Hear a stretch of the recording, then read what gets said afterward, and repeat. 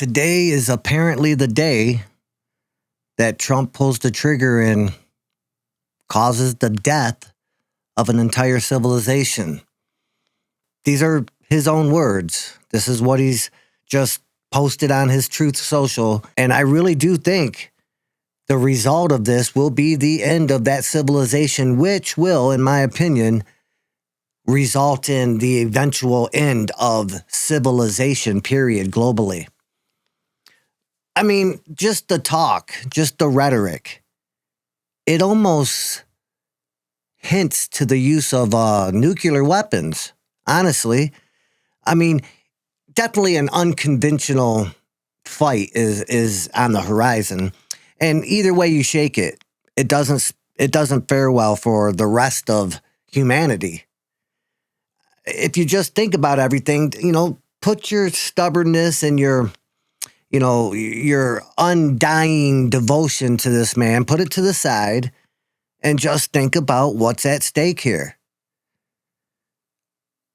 If we demolish, even without nukes, if we just go in there and we demolish their infrastructure, all their power plants and bridges and desalination plants and, everything that goes with that, we're effectively eliminating 90 million people, humans, not just the government or the combatants, humans. And it looks like that's on the table here. It looks like that's an eventuality. People, this is going to impact everything, and it's going to lead down a very dark road for everyone. That is not speculation. I mean, that's a very real, logical conclusion to come from any of this.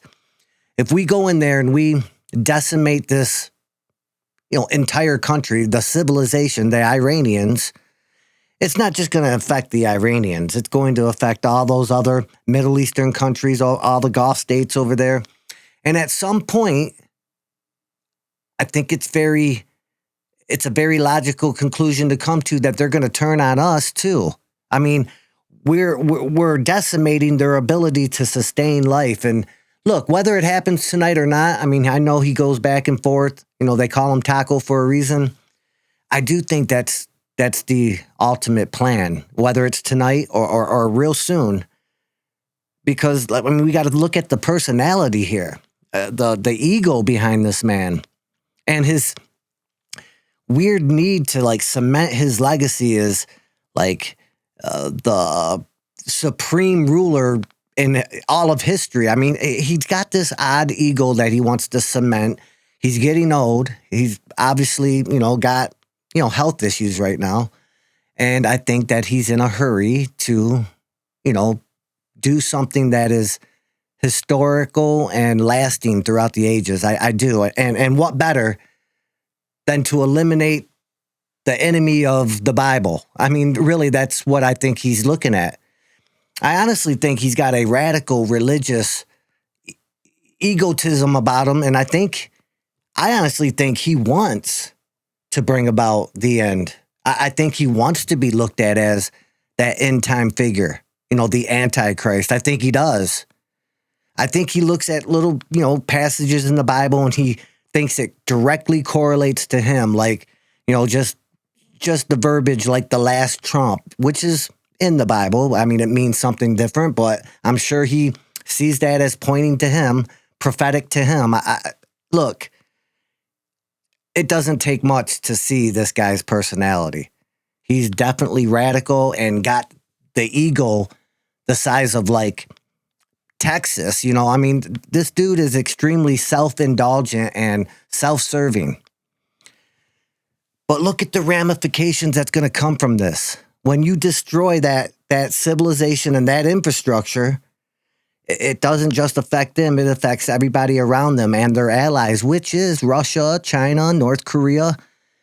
I guarantee, as a matter of fact, I promise you, if we drop a nuke on them, which, look, I think that's what it might be tonight. It might be tonight at 8 o'clock p.m. is what he's hinting towards, the end of a civilization.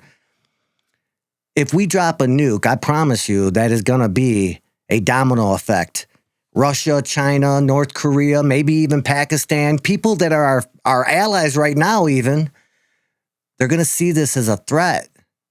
I mean, they all know he's a very unhinged man, very almost unpredictably predictable.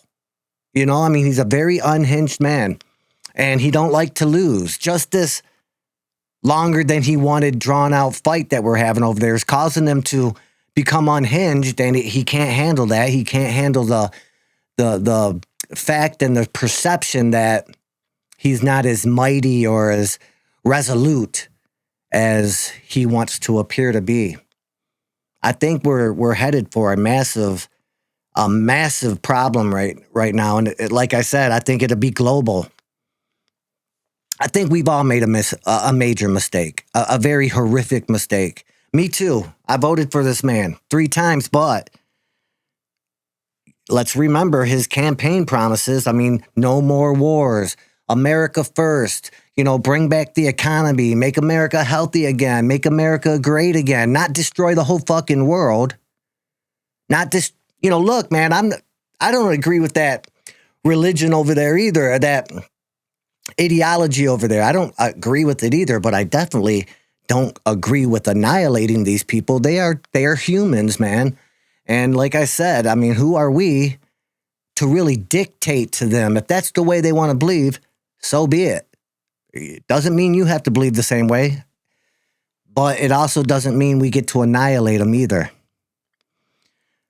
So like I said, man, whatever happens, even if they don't go nuclear, which I do think, even if it don't happen tonight, I think that is an absolute reality somewhere in the near future, because at some point when these people don't lay down their arms or they don't, you know, stop the resistance, which it's never going to happen.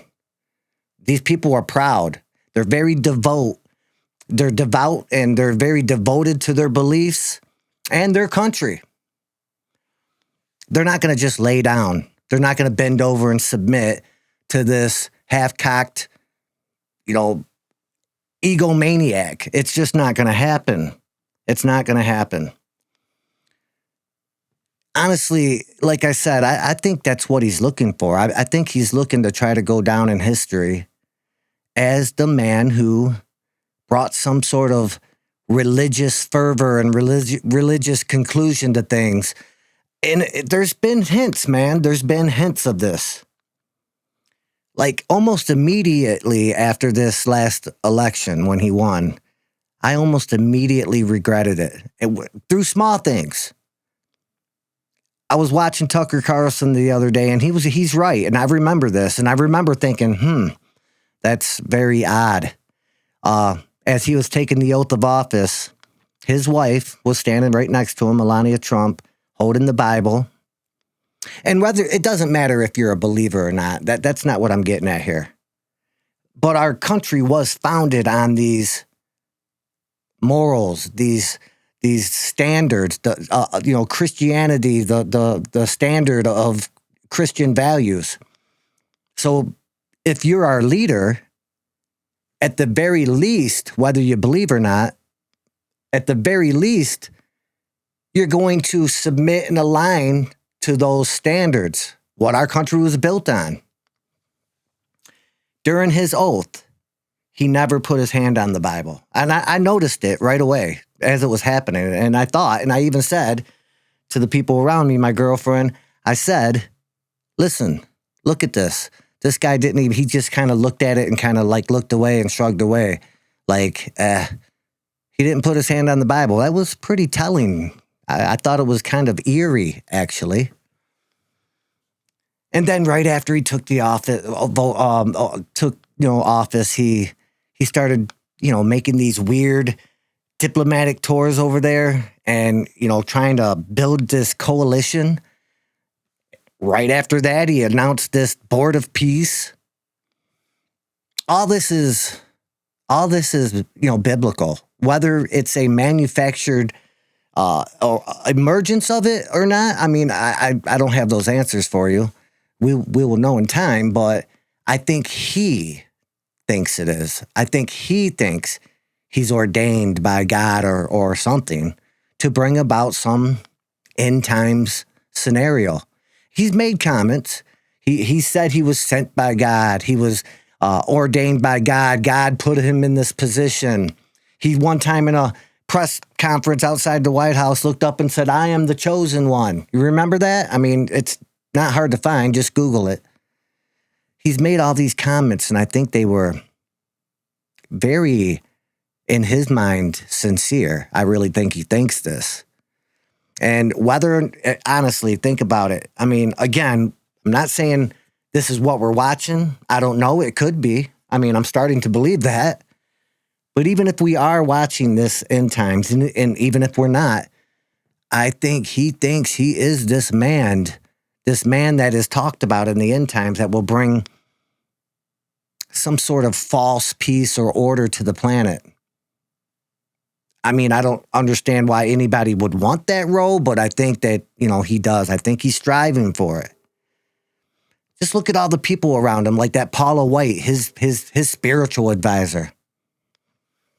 She just on Easter compared him to Jesus. I mean, the struggles, the beatings, the persecution, his close, bout with death. If you've studied or you've heard about or you've been taught anything about the Bible, this man that is in the end times, which I think he thinks he is or he wants to be, he's a direct, almost counterfeit Christ. So all these things would fit that guy, this man. All these things would fit this figure at the end of times. I mean, the other than the replacement Christ. I think he thinks that. I think he's striving for that. And, Israel too, with this greater Israel endeavor that they're seeking to achieve. Listen, it's starting to become more and more obvious and undeniable that we're racing towards something right now. And whether it's a human construct or something truly divine, who knows? I mean, we will know soon. It still spells absolute catastrophe, horrific times for everyone.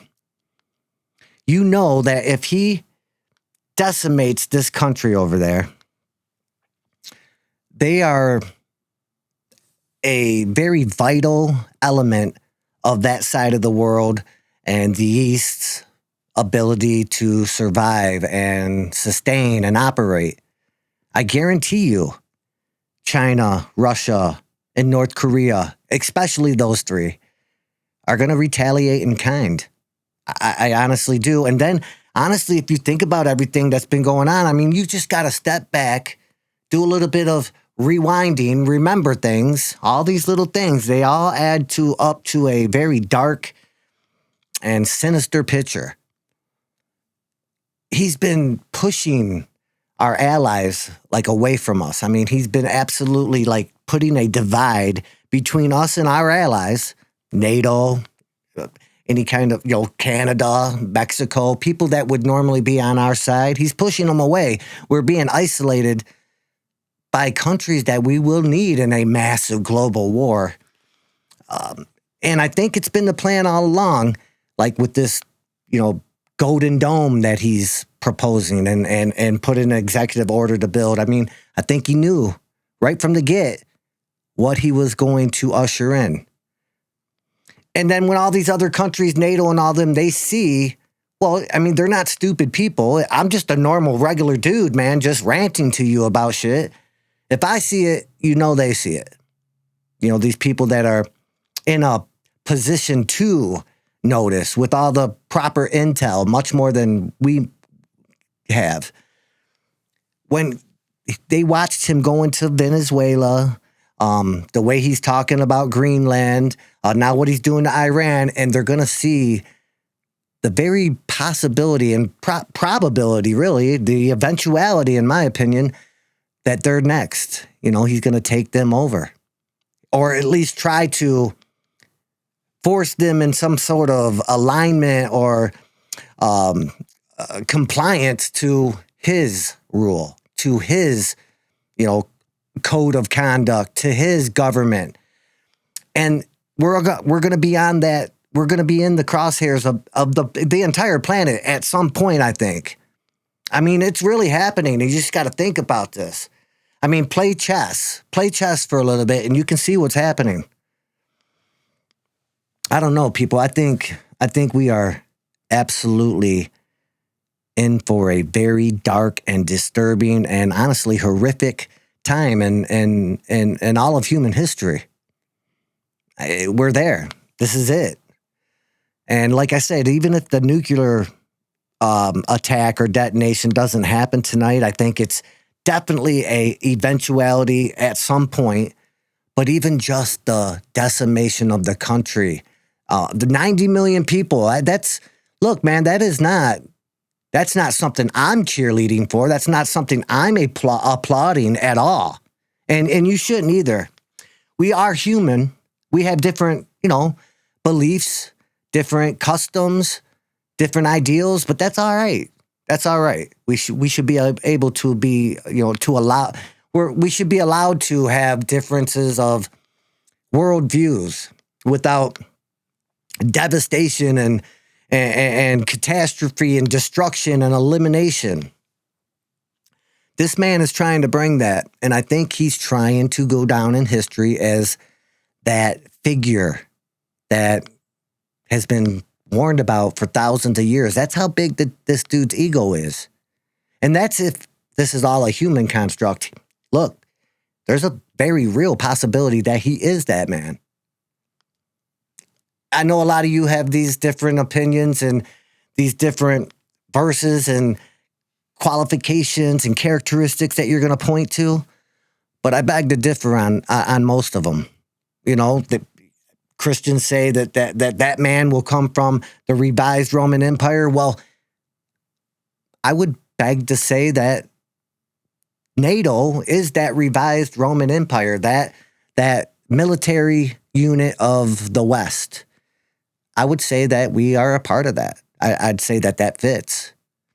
Also, I think maybe that we might even be the Mystery Babylon, if these things are true. But even if they aren't, I think the people that are running and ruling our world, I think they do. Or at least they see it as an opportunity to collapse this system and, construct something new that is absolute control and domination. And I think we're watching that right now.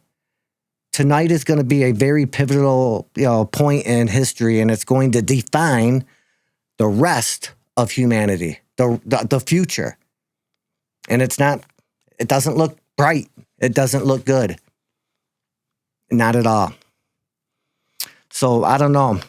So we will know tonight. Something's going to happen. I highly doubt the Iranians are going to, just lay down and submit, especially when they see this as a holy war too. They're fighting a religious war as well.